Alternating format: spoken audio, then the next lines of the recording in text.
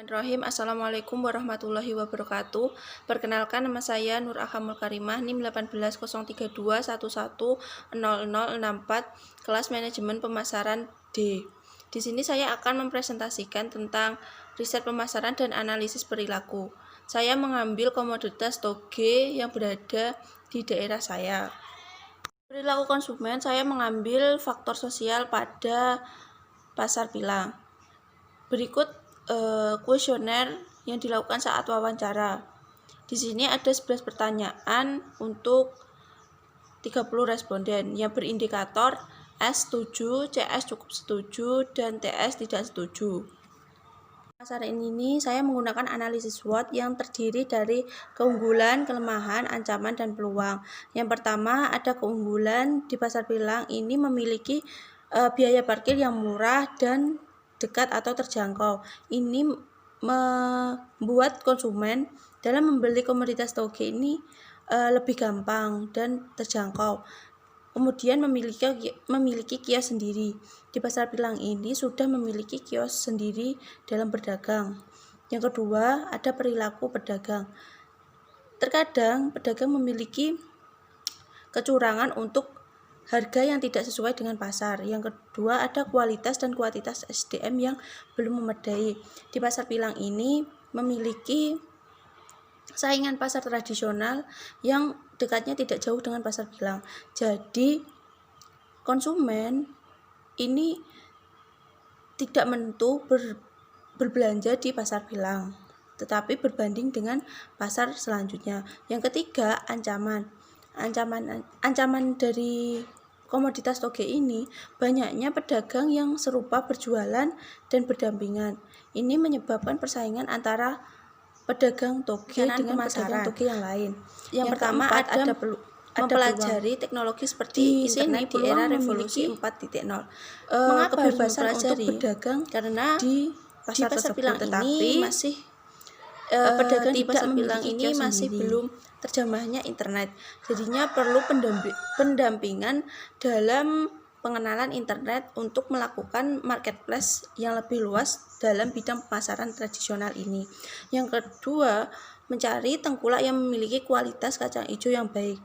Jadi di sini pedagang toge dalam bersaing harus memiliki tengkulak yang mempunyai kualitas toge yang baik untuk dijadikan toge.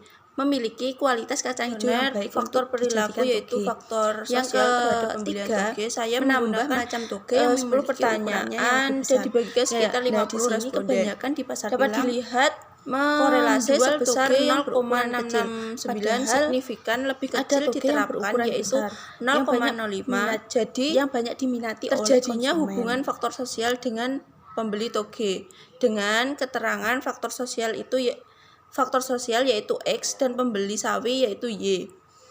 Kemudian untuk melihat seberapa layak faktor sosial pembelian sawi yaitu dapat dilihat dengan R-square-nya yaitu 0,610 dapat menjelaskan faktor sosial dapat mempengaruhi pembelian sawi. Kemudian dilihat uji ANOVA, uji T dan koefisien uji F dan koefisien uji T bahwa menunjukkan ada hubungan faktor sosial dengan pembelian toge.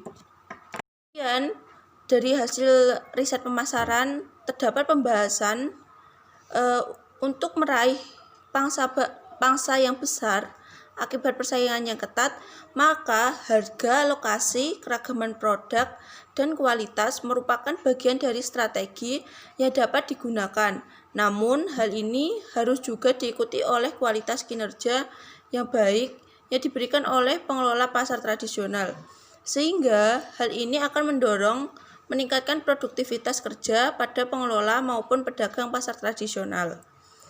Perilaku konsumen pada proses pembelian yang spesifik terdiri dari urutan kejadian berikut. Yang pertama, pengenalan masalah kebutuhan, pencari informasi, evaluasi, alternatif, keputusan pembeli, dan perilaku setelah pembelian, sehingga jelas bahwa pemasaran perlu fokus pada seluruh proses pengambilan keputusan. Pembahasan ini dirujuk oleh jurnal pengaruh promosi dan pengembangan produk terhadap peningkatan hasil penjualan dan pengaruh bauran pemasaran terhadap keputusan. Dokumentasi waktu saya melakukan riset pemasaran di Pasar Pilang.